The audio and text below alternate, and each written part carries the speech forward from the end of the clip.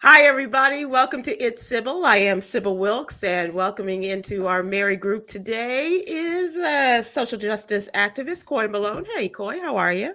Hey Sybil, how are you? Hey Chris Paul, how you doing? Hey, Good. The question was, how are you? I'm doing good. Okay. And Christopher Paul, how are you? I'm good. Happy post-Halloween.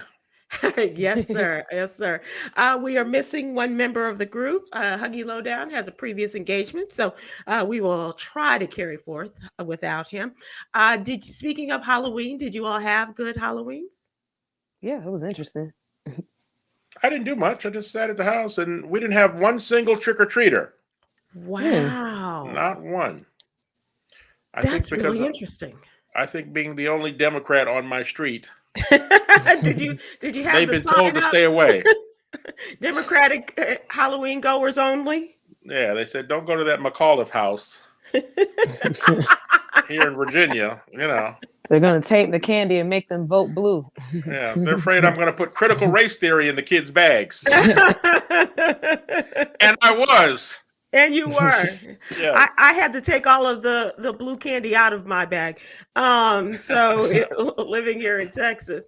Coy, did you have a good Halloween? I know you had a big car show over the weekend. Yeah. How did So that go? the car show was pretty interesting. We had a really good turnout, and we called it the Spooky Light Show car show, where a lot of the persons showed up with a lot of lights and things like that hooked up to their cars. They had some elaborate displays. I think one of my favorite was someone who had the Joker theme on their truck all the way around it. They had different Joker dolls inside the car. It was really cool to see lights underneath, green lights. They had speakers that had green lights that kind of responded to the music. It was very, very cool. And then, of course, the kids' costumes. New Joker or new school Joker or old school Joker? Like the old Old, Batman TV show? yes, old school Joker. Caesar Romero Joker. Okay. That's very cool. And did you have trick-or-treaters? I didn't have trick-or-treaters or some at the car show. And I also thought it was interesting to the very next day, on actual day of Halloween, I went down to the town where my dad's from to, pay my respects to my grandmother, whose birthday is on Halloween, and she's buried out there. And there's this entire neighborhood out there that blocks off the street for trick-or-treaters, and it was full of people and their parents Nice. with cars with their hazard lights on so people can watch them going across the street. And they even had people on their golf carts driving around and make sure the kids were safe. That was really cool to see. I haven't seen something like that in many years. Wow, that's really interesting and pretty cool, I think. Yeah, it kind of made me think like, wow, one day I'd like to have a family and have kids and allow for them to experience something like this in a neighborhood that's being very, welcoming and protective of children, because you don't see that a lot these days. That's especially right. not in the city. That's absolutely right. I am in a new place for my first Halloween. Last Halloween, I was in with Yolanda and Ward, still quarantining, and of course there wasn't a lot of activity in the neighborhood then.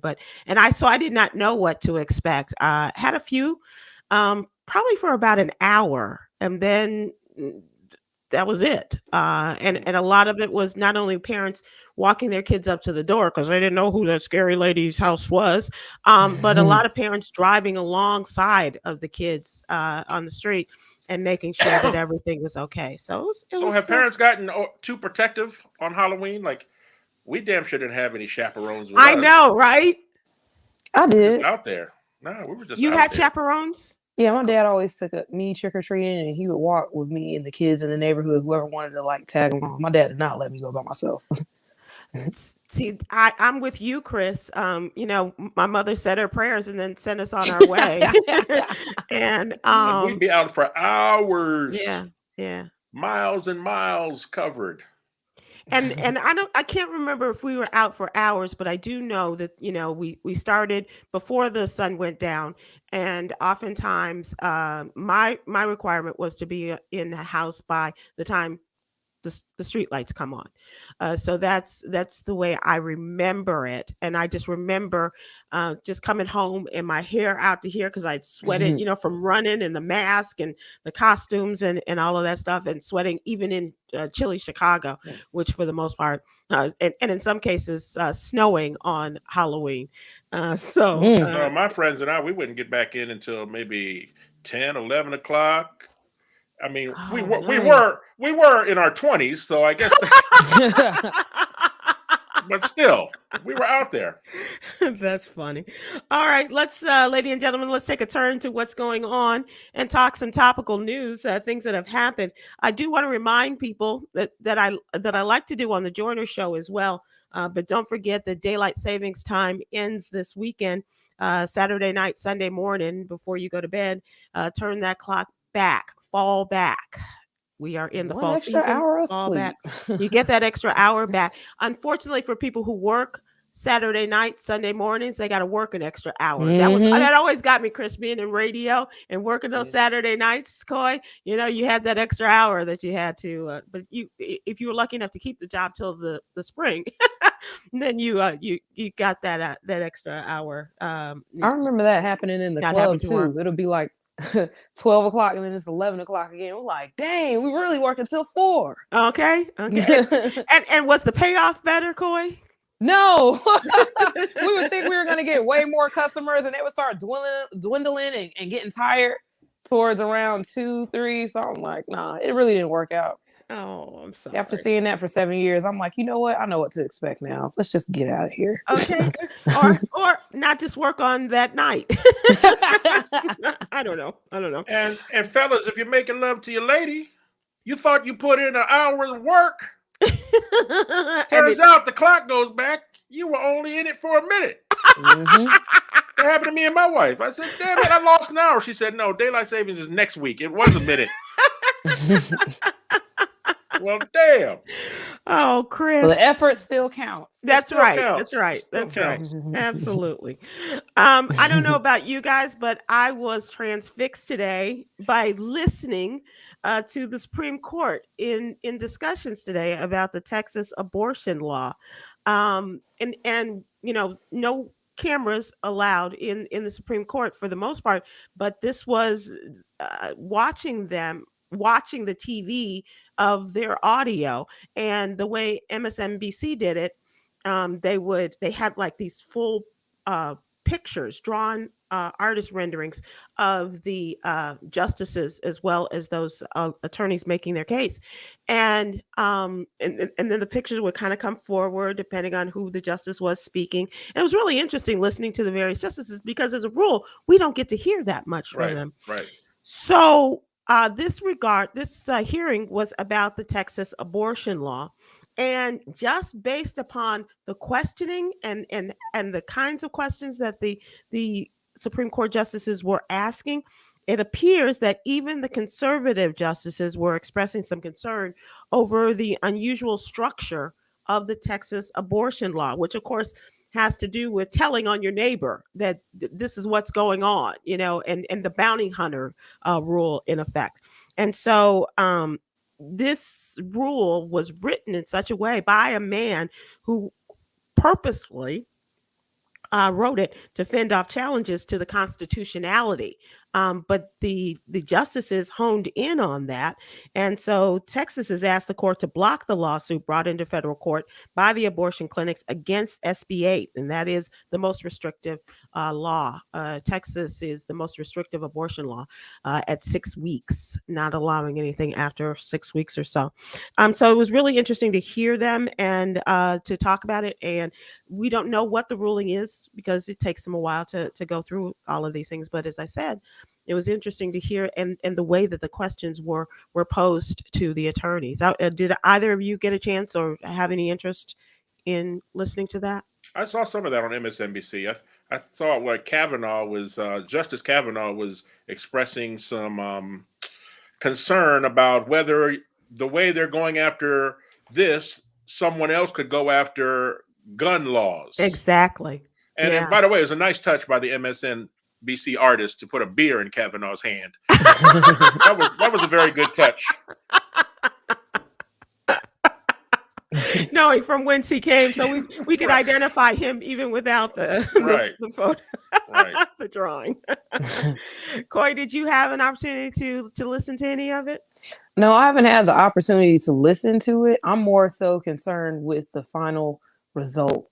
What happens? Because if this is ruled in a way that continues the abortion law to stay as it is, then everything that was said was pretty much going to be for nothing, in my opinion. So I'm more so considering the conclusion of things. That's what I'm interested in. So the way, and this isn't even really talking about the law and the constitutionality of the 6 weeks, Coy, because they have to decide whether the abortion providers in Texas and the Justice Department have a right to challenge the law in court and seeks the orders banning the state court clerks and judges from doing anything in response to the lawsuits. And so in the suggestions that I garnered from this is that the federal courts have no authority to block a lawsuit against the state court judges. So it's going to be interesting not only to see what happens, especially for those of us in Texas, but also it's going to be interesting because, Coy, this isn't even on the law itself. And the one that a lot of people are now focusing on is what's going to happen a month from now, December 1st, when the Mississippi state law regarding abortion and 15 weeks comes up. As it is now, Roe versus Wade is still the law of the land, but a lot of folks are thinking that that's not going to be for much longer. And in all of these states, let's make no mistake, wealthy white women will always be able to get abortions. Yeah. You cannot stop them from doing what they want to do when they have the money. This is attacking a whole different other American. None of these laws apply to wealthy people. Right.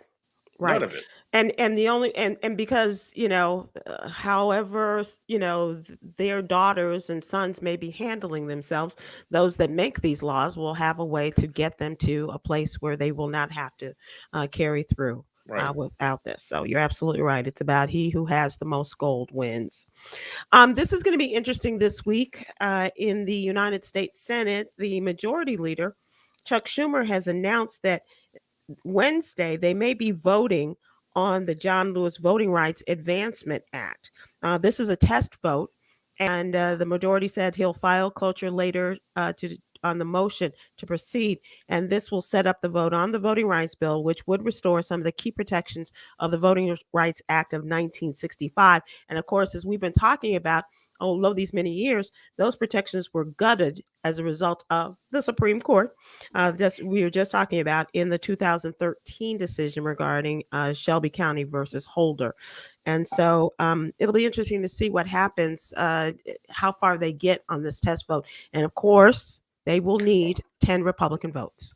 But but as far as this whole John Lewis Voting Rights Act, where do President Manchin and Vice President Sinema stand on it?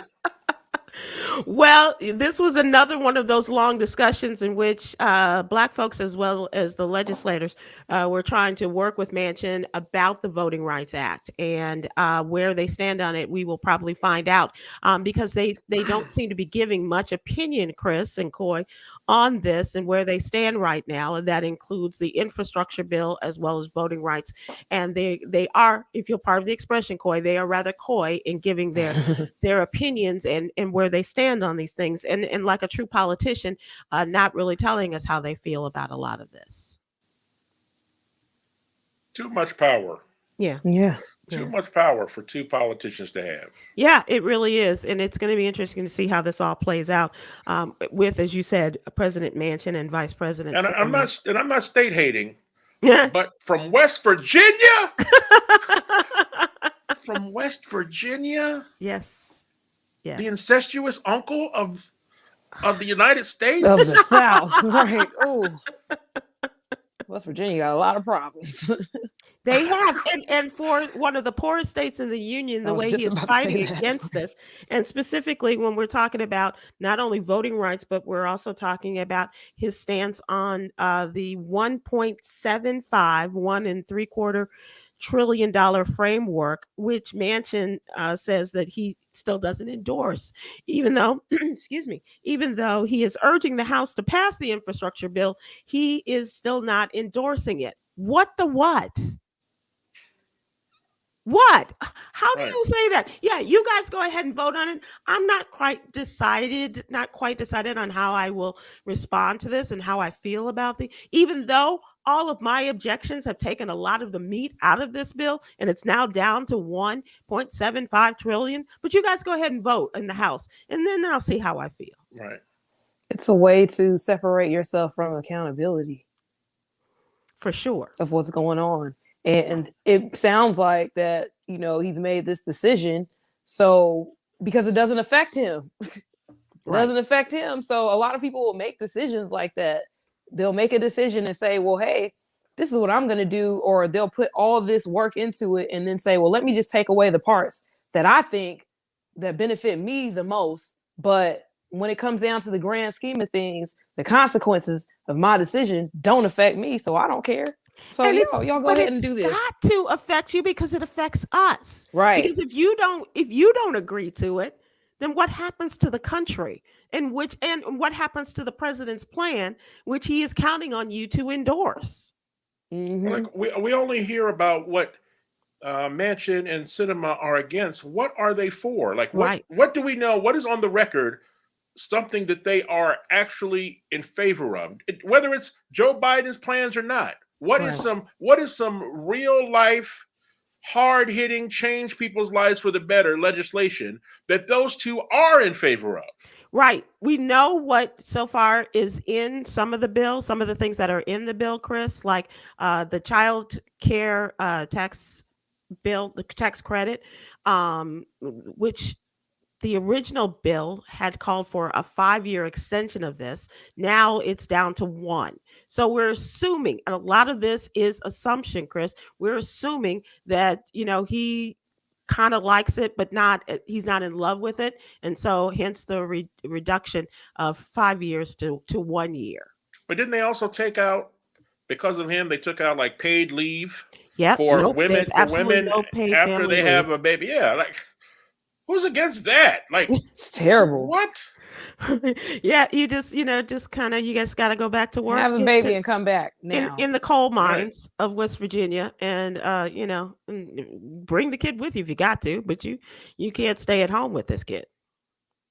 And bond with your child. No healing time. Yikes. No. I mean, a win like that definitely sets the Democrats up in a good place for the midterms. If that's the kind of legislation that will get people to the polls. I don't care what party you're in. You'll be like, you'll have Republicans women saying, well, that's great.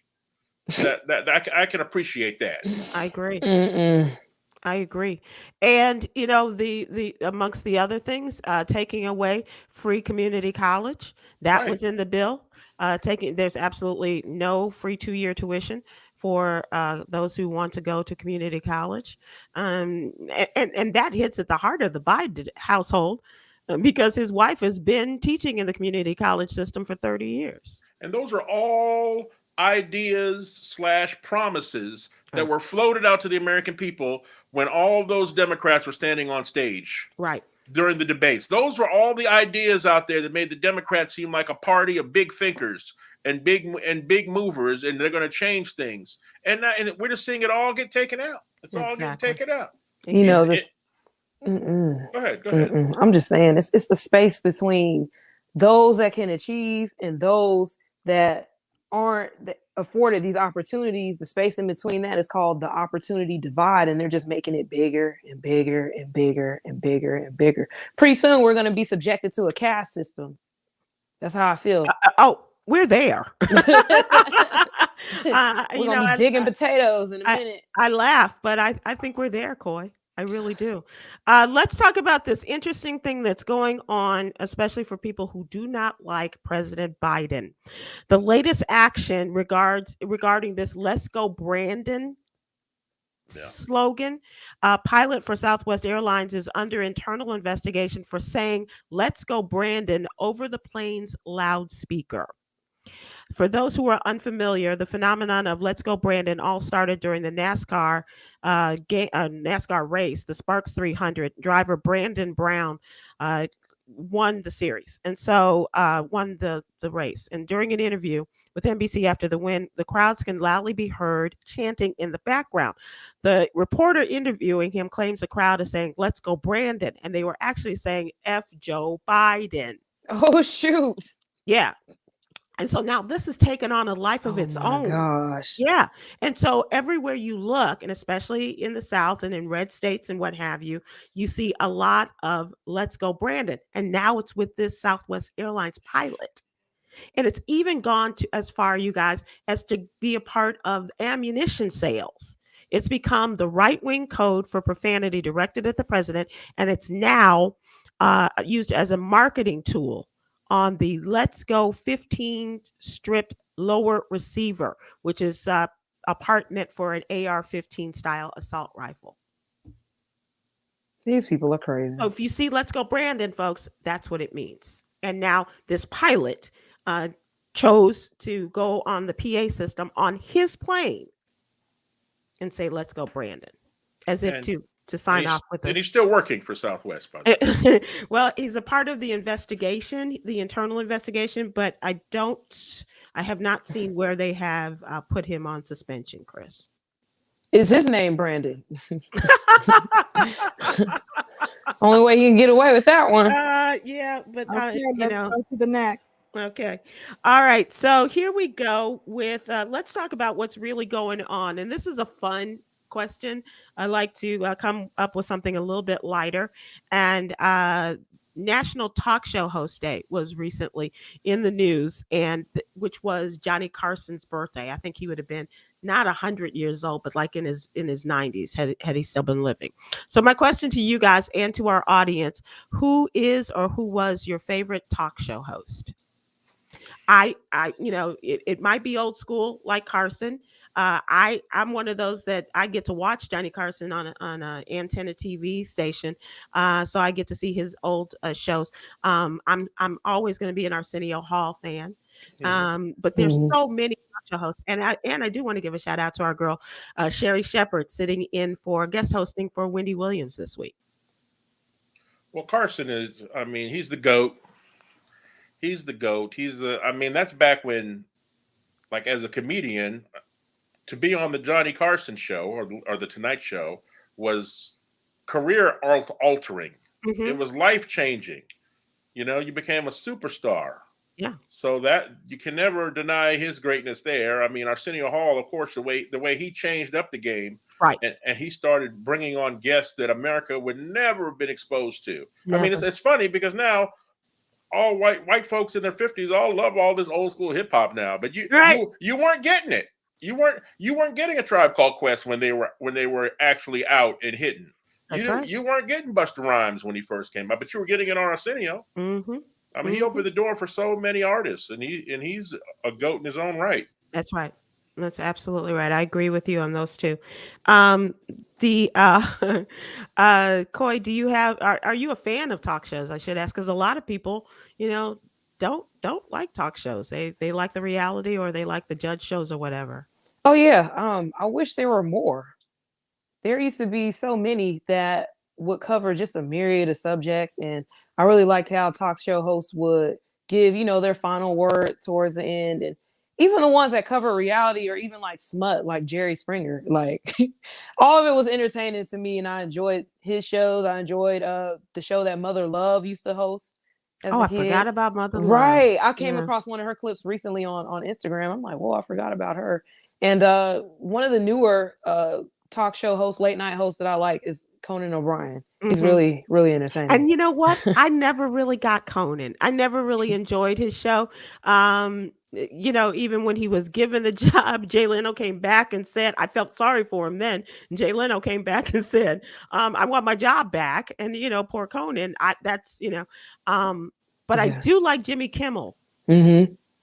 I do like Jimmy Kimmel. I think a lot of stuff is pretty funny to me. Jerry Springer would allow guests to actually fight for 58 minutes, fight and curse, and then he tried to redeem his soul with a final thought at the end. That's not getting you into heaven, Jerry Springer. Right. You're a pimp. You're a pimp, Jerry Springer. And he made it sound great every time. What he was saying wasn't bad. Like he was saying some great points and things that made total sense of the whole situation. Like, wow, how could he think of that? Because he was a politician. That's how. And how does Boy get a show? His show is terrible. Steve Wilkes. Oh, it's horrible. It's horrible. And speaking of that, I don't want to talk about this. It's a different subject, but how did Judge Judy treat her brother, her bailiff, like this?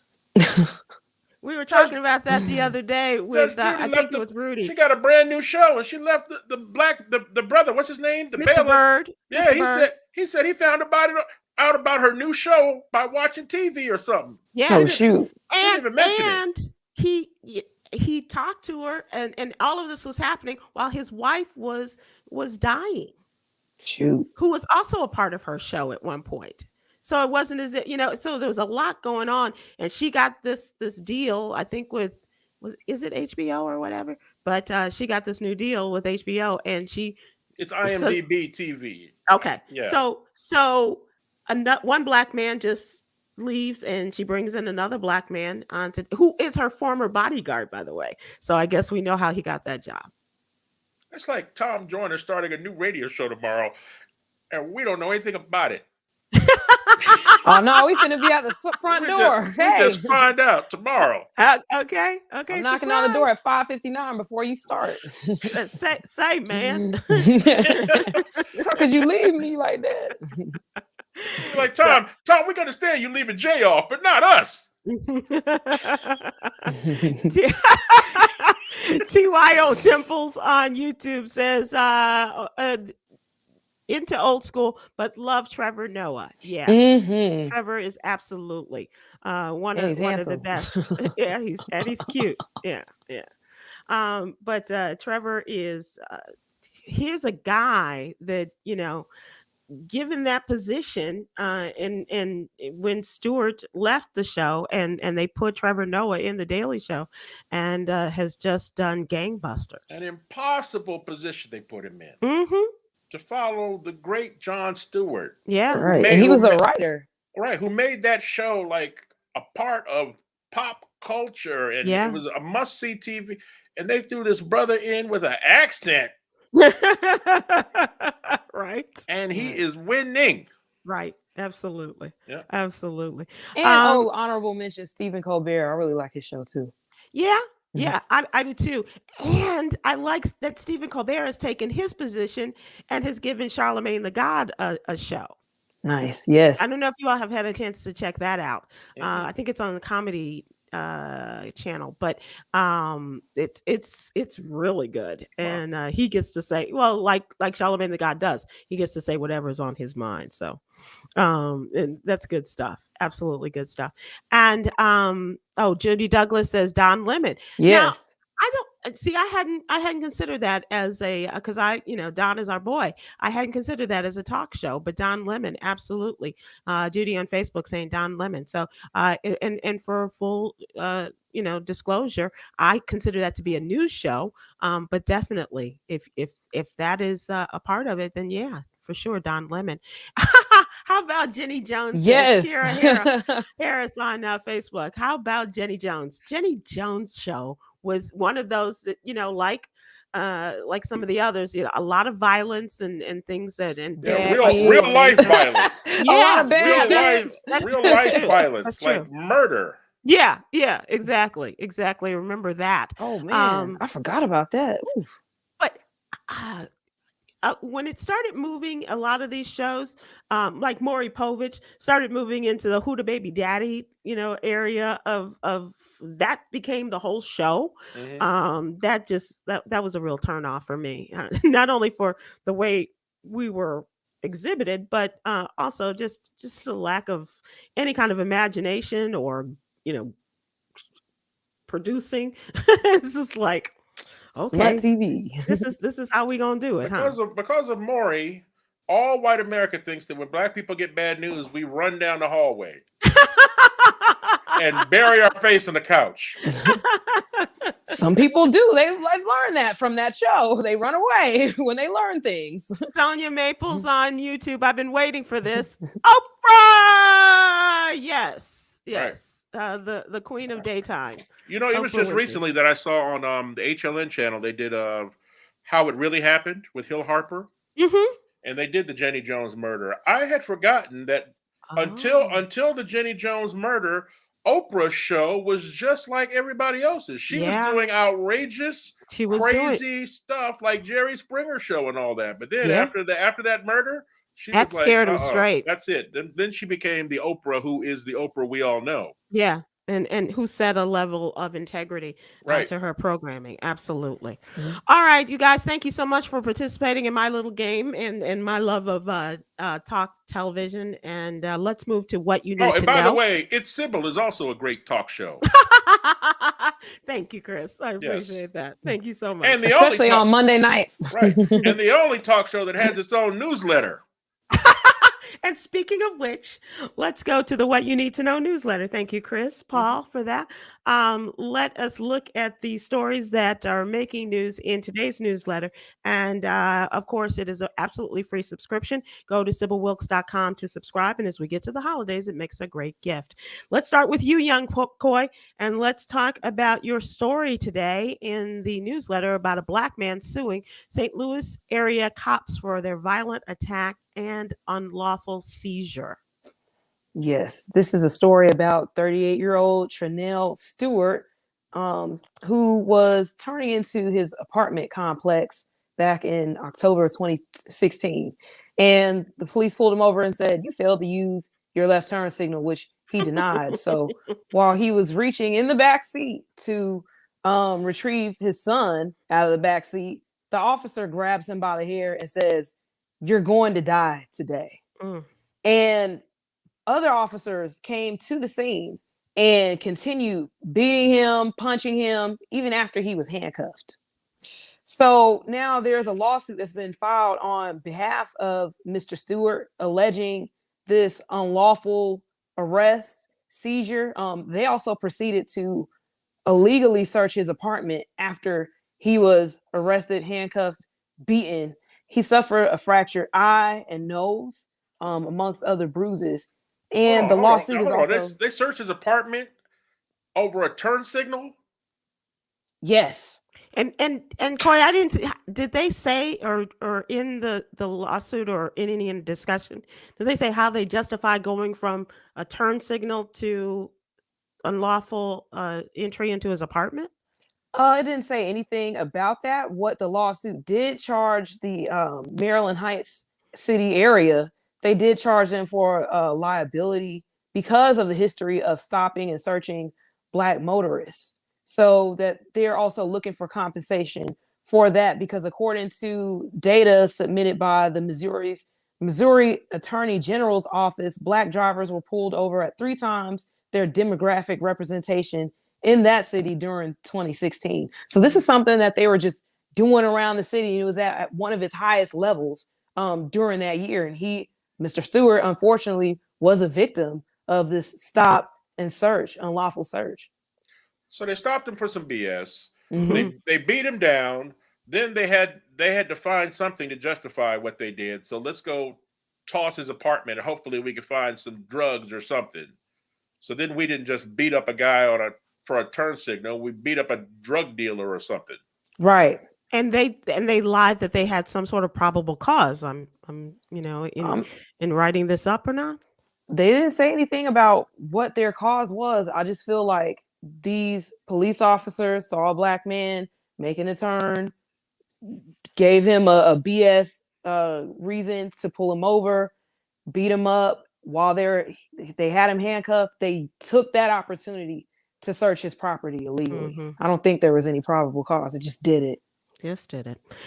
I've said it before in this show. Too much work, the work of our police departments around the country, too much time and effort is spent on covering up. Mhm. You know, instead of Time doing and actual money. police work and helping people and being in the community, keeping it safe, all this time is spent having to cover up for the actions of these terrible police officers. Right. Yeah. And I can say that I've recently experienced that, and I know what it's like. They spend all that time to cover up what actually happened. And so these are stories that of the social justice nature that Coy covers. And let's talk about another story. We have this library witch hunt continues. That is the headline, and this is from the Women's Black Pack of Texas. And talking about the top Texas Republican legislators are investigating more than 800 books written by women and people of color, as well as the LGBTQ authors.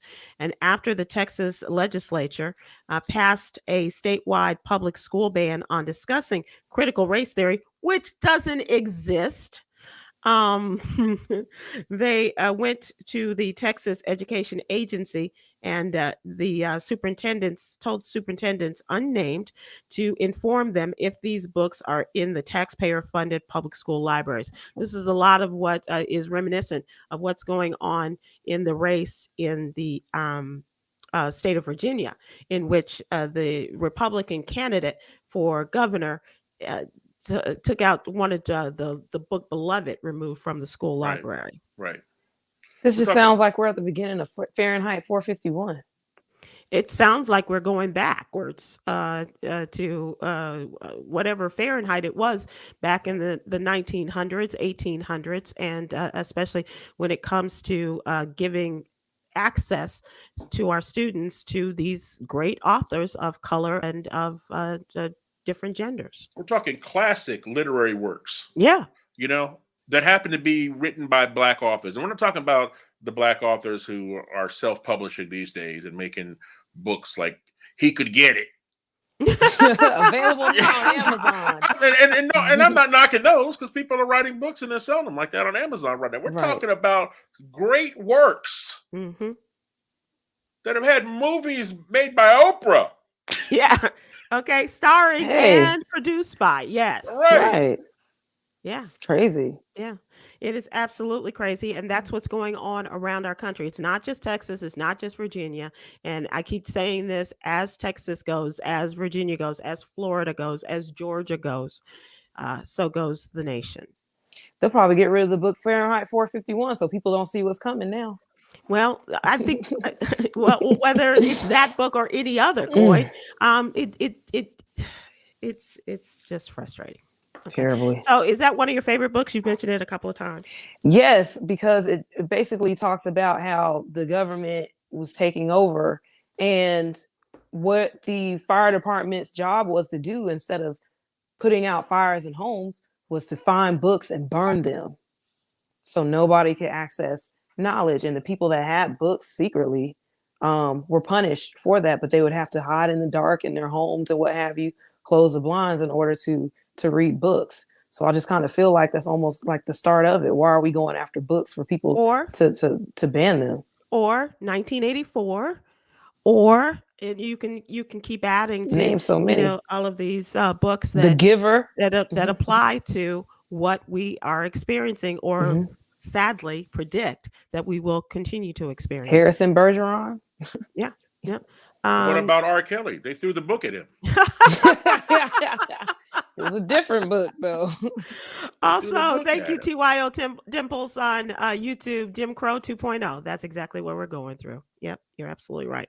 I'm not sure about that book being written or the movie being made, but we're living it. Absolutely. Let's talk about coronavirus. And I don't know if you guys have seen this, but we also have a coronavirus update every day in the newsletter. And this is a story that has just come out, and the fact that a lot of people are choosing not to get vaccinated, obviously, and a number of celebrities are choosing not to share with people that they are not vaccinated. And one of those has walked off of a job with a $9 million payday. Yay! Ice Cube is saying that he has, will not participate in a movie, a big time movie, because he does not agree with the requirement to be vaccinated. I'm seeing a lot of people do that. I'm seeing a lot of people do that within the acting world. And I know some people that are vaccinated and they're saying, I'm choosing not to participate because this is a requirement. I feel like it's not unfair to ask for these things. I'm seeing like people that are doing background, people that are doing, that have a role for one episode, or now Ice Cube. Like, this is going to become a conversation within the acting world. SAG-AFTRA recently mandated vaccines for people that are doing stunts, for people that are crew, for people that are main characters. Everyone except for background actors are required to do that. And I understand that the concern for safety and health and what have you. However, on these same sets, you have to COVID test daily for your job, whether or not you're vaccinated. So for me personally, I feel more comfortable with a negative test result and not just a vaccine, because you can still catch it and pass it. So we still have to shut down if somebody catches it and tests positive. I don't know if that's going to be a way to prevent it from happening, because there are vaccinated crews that are still getting sick and productions that are still shutting down. I just feel like people should still have a choice. You have to get tested anyway. You have to get tested. And Chris, what do you think? Do you think the booster is going to help people? I mean, I got the booster. And yeah, I did get my booster. But I was going to go back to Ice Cube. I'm like, the crazy thing about that is you've got all these conservatives, GOP, Trumpers who 30 years ago or so hated everything Ice Cube stood for. Hated every message Ice Cube had for the police in particular. Now, celebrating him. Like he's a hero now. Yeah. They're only going to celebrate this one thing, though. He's an anti-vaxxer, and now they love him. Well, don't forget the platinum plan, and talking to the Trump people about that during the election, and he was heralded for that too. Right. So he seems to be on track with them. Yes, Coy? I was just going to say, I've encouraged people, like, just because you're for or against the vaccine, don't let that swayed you to go to an entirely different political party just for this one. Well, it's not so much going with the party, but the party pulling you in, right? Or pulling them in. Of course, they're going to try. Yeah, but the people who are the mouthpieces of this party are all vaccinated. That's the other thing. You got Tucker Carlson and all them celebrating Ice Cube on Fox News. They're all vaccinated. Right. Absolutely right. All right, it's time for us to wrap up here, guys. And I do want to, Chris, I know that you have been on the road, and you're now hitting the high seas. Yes, we're leaving for the Tom Joyner fantastic voyage. A little bit delayed. Was put on hold for over a year because of COVID, but we set sail this Saturday for 8 days. 8 days and 17 nights. 8 days, 17 nights, and 800 drinks. Well, I wish you a bon voyage. And Coy, what do you have coming up? I'm not sure. I'm okay. Waiting on a bunch of callbacks from set. I think I have one tomorrow where I'll just be doing some background work on I don't know if it's a show or a movie. And just waiting on more, callbacks, trying to see what I'm going to do in terms of navigating these new, mandates and what have you on set. And in the meantime, I have looked into other employment opportunities to secure in between the times that I'm not on set. So hopefully I secure one of these opportunities with one of my former employees, which was Turner Broadcast System, which would be great. I'd love to go back and work for them. That's awesome. Awesome.